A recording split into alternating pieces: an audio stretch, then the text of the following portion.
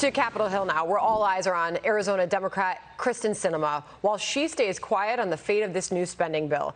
West Virginia Democrat Joe Manchin is speaking out after striking that deal with Senate Majority Leader Chuck Schumer and responding directly to charges from Home Depot co-founder Ken Langone on this very show. I believe he's going to be tricked. Okay, that's what I'm worried about. I shouldn't say I believe. I'm worried he's going to be tricked. The revenues won't be there and the expenses will be there, and that's going to be inflationary. That's going to be, by its very definition, inflationary. All right. So what are they doing? They're only putting more gas on the fire.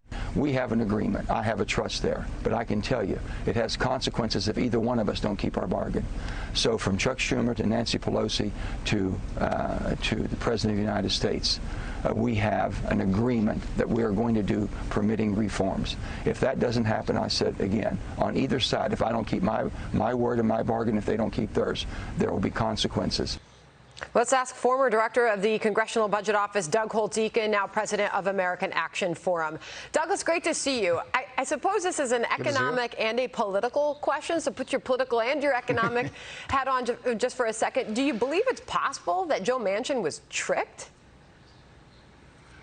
I don't think he was tricked. I think he has made a good faith effort to negotiate something that he believes in.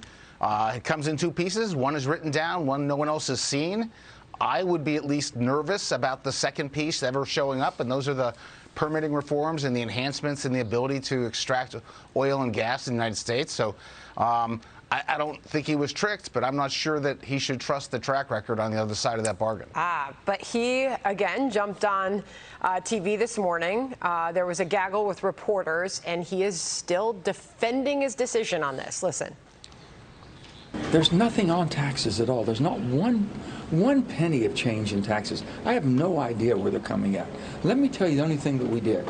The only thing that was done is basically we looked at taking everything out that could be looked to be to fanning the fires of inflation or inflaming it. And there's nothing there.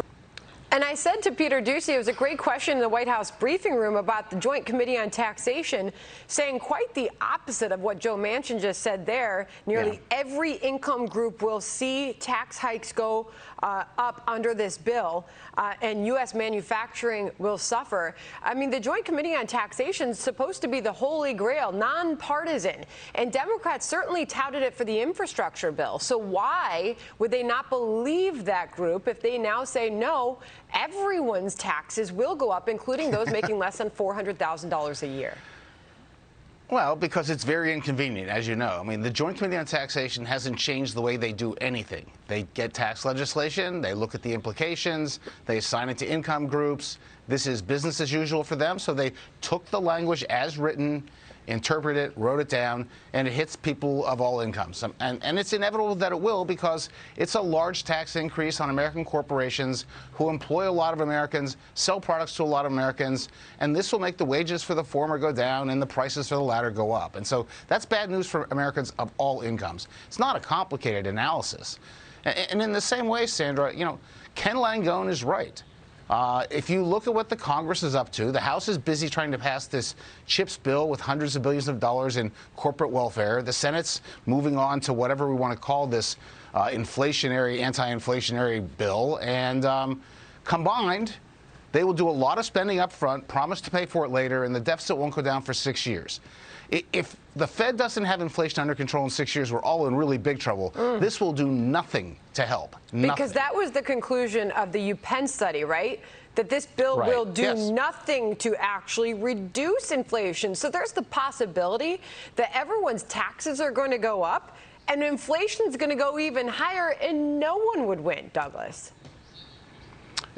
You should be concerned about that. I mean, you know, there's a lot of talk about whether the U.S. is in a recession or not. Put that aside. We're not doing very well. We need good, sound fiscal policies, tax and spending policies that will help the economy grow. This is exactly the opposite. More upfront spending, higher taxes promised in the future, inflation not under control. It's not the right way to go. Douglas Holtz-Eakin on all of that for us. Really interesting. The Wall Street Journal editorial board, wherever you look, there is criticism of this. The board there saying that the Schumer Manchin 15% minimum tax on corporations is especially harmful and will lead to job losses. We'll see what Kristen Sinema does. You know, she's obviously got some leverage here. Should be interesting. Okay. Should be interesting. Douglas, great to have you on that. Thank you very much. Hey, Sean Hannity here. Hey, click here to subscribe to Fox News YouTube page and catch our hottest interviews and most compelling analysis. You will not get it anywhere else.